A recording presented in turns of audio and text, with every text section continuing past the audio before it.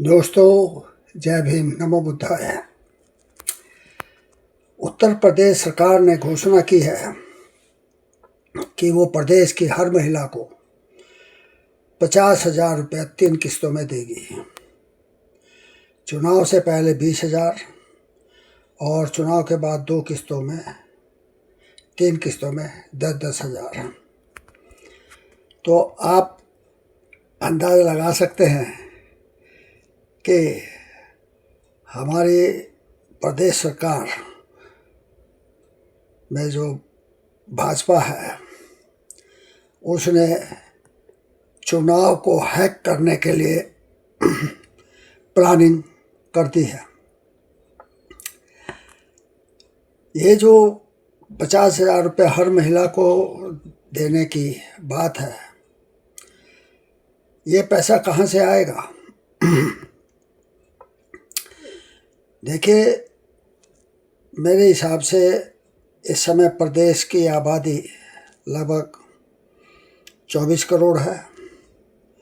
24 करोड़ में 12 करोड़ महिलाएं हो गई। अब 12 करोड़ महिलाओं को अगर 50-50 हज़ार रुपया दिया जाएगा तो ये 6 करोड़ होता है। अब ये 6 करोड़ रुपया सरकार लाएगी कहाँ से? क्योंकि ऐसा कोई बजट तो है नहीं। तो दोस्तों, अयोध्या में राम मंदिर में जो चंदा चोरी हुई है, ये वो पैसा है जो महिलाओं को बांटा जाएगा। वहाँ पर जिस हिसाब से चंदे का जो है चोरी हुई है या फिर डकैती हुई है, ये इसीलिए हुई है क्योंकि उत्तर प्रदेश में 2027 में चुनाव है और चुनाव में मतदाताओं को भरमाने के लिए कुछ ना कुछ चाहिए। तो वो कैसे हो, इसके लिए एक प्लान बनाया गया और अयोध्या में श्रद्धालुओं ने जो अपने इष्ट देव को दान के रूप में सौंपा था, उसमें से बहुत बड़ी रकम गायब की गई, सिर्फ इसलिए कि यूपी में चुनाव जीता जा सके। भाजपा के पास ऐसा कोई प्लान नहीं है जिससे देश तरक्की करे।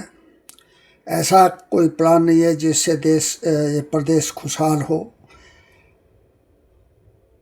प्रदेश में रोजगार मिले, ऐसा कोई बंदोबस्त किया गया हो।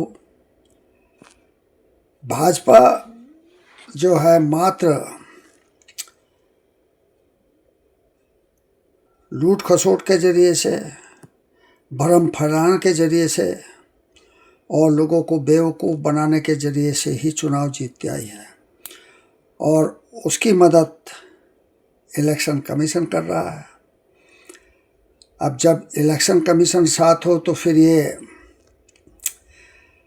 50-50 हज़ार रुपये देने वाली बात क्यों की जा रही है? क्योंकि भाजपा को ये अंदेशा है कि शायद इलेक्शन कमीशन के द्वारा मदद करने के बावजूद प्रदेश की जनता हमें वोट नहीं देगी। तो आप समझिए इस बात को कि 50,000 रुपये महत्वपूर्ण है या प्रदेश की सत्ता से इस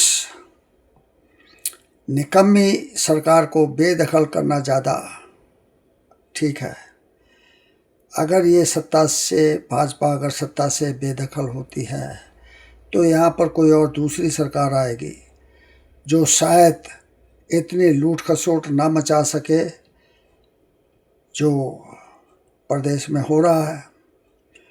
इसके अलावा प्रदेश में लॉ एंड ऑर्डर की क्या पोजीशन है, इससे भी आप वाकिफ़ हैं कि यहाँ पर सिर्फ विरोधियों को ही या एक समुदाय विशेष के लोगों को ही पैर में गोली मारकर लंगड़ा किया जा रहा है, उनके आशियाने ढाए जा रहे हैं, उनकी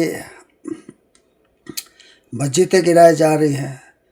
यहाँ तक के कि रामपुर में जो यूनिवर्सिटी बनी है, जौहर यूनिवर्सिटी, उसके भी 38 भवनों को गिराने का आदेश हो चुका था। ये तो कहिए कि एक कमिश्नर ने उस पर रोक लगा दी, वरना तो ये